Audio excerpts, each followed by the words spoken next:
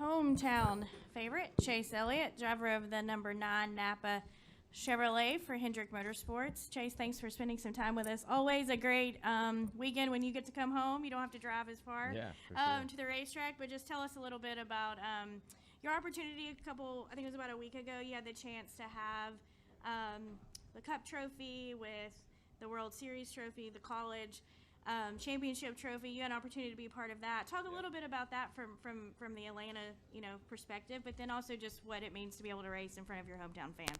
Yeah, for sure. No, it was a cool event.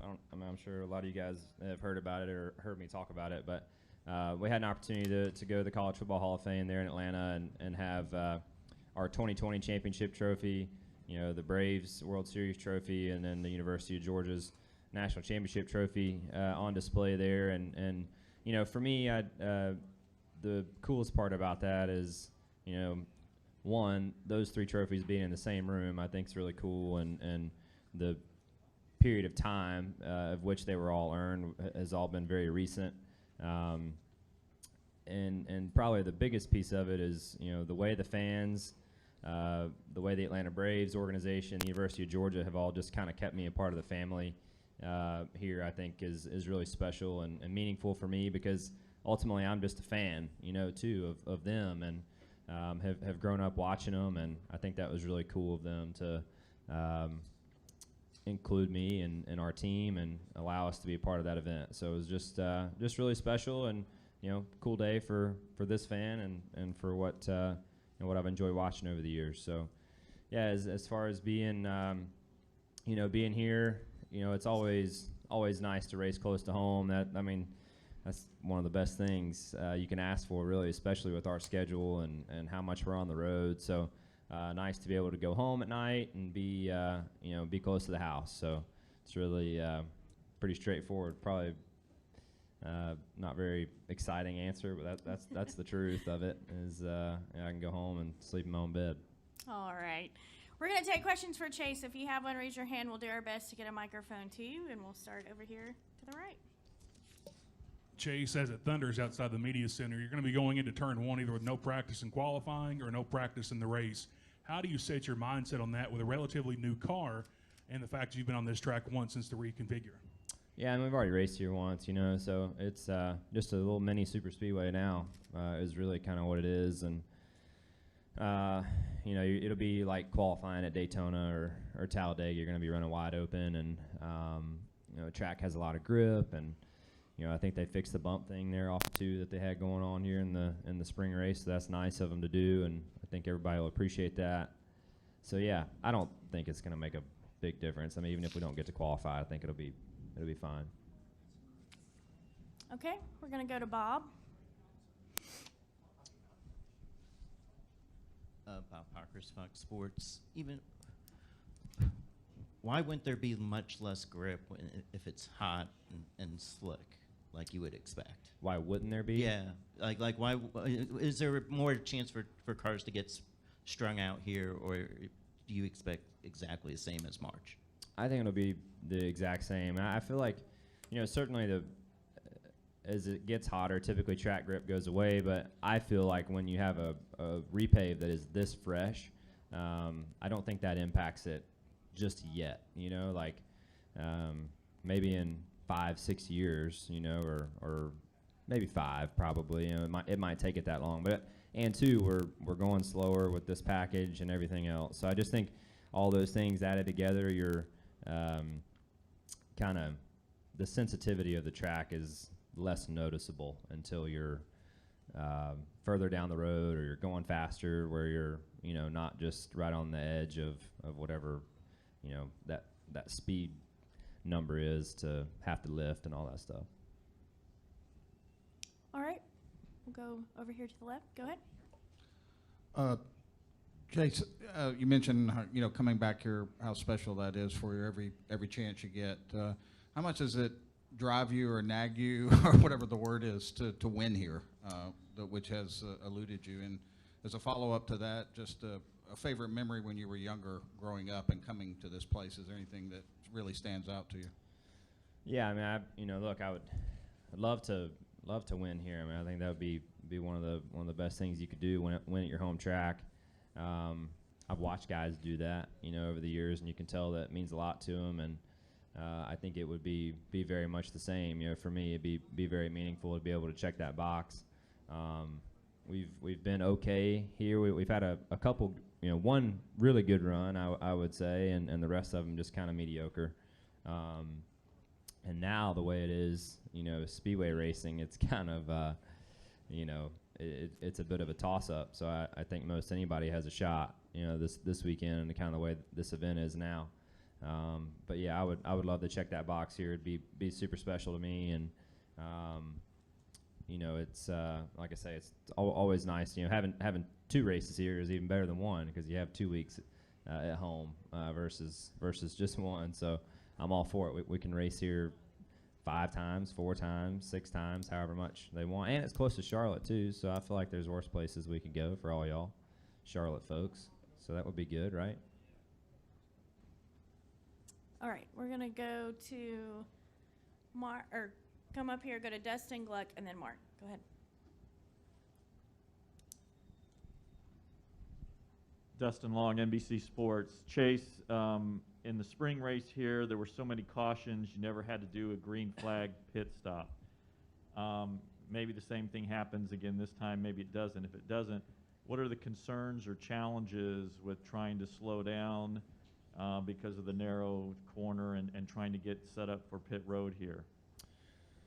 Yeah, I would say that's going to be pretty wild to watch for sure. So, look, I think a lot of it is going to be weighing how much you want to be really secretive about what you're doing. Like you might want to be at a Daytona race nowadays. All the manufacturers get together and nobody's telling each other when they pit. You're wanting to kind of catch the other guy off guard. So it's like, okay, well, how much do we want to live in secrecy there and try to have this super strategic plan to outsmart our competitors, or how much do we not want to crash? Because the more we don't tell the people behind us that we're not pitting, the higher the odds are of us crashing, because someone isn't aware that a group of 5 or 6 guys are fixing to come to pit road. So I think that piece of the puzzle is going to be important, just to relay the message. People understand behind you, hey, the Chevrolets are coming this time, or whoever. I feel like at least our first couple stabs at it, we should probably be a little more open about what's going on, just to see how it plays. Because you're right, we didn't do one, and it is an arrow, and the people that are further back in the pack are going to have to be really aware of what's going on and be able to give some extra space. So yeah, we'll see, but hopefully that's what happens. All right, Gluck, go ahead. From a history standpoint, do you think this track is different enough now that it should be viewed as different in the record books? We say, oh, Harvick's won here X amount of times or whatever, but is it so different that it should be its own, separate place in history?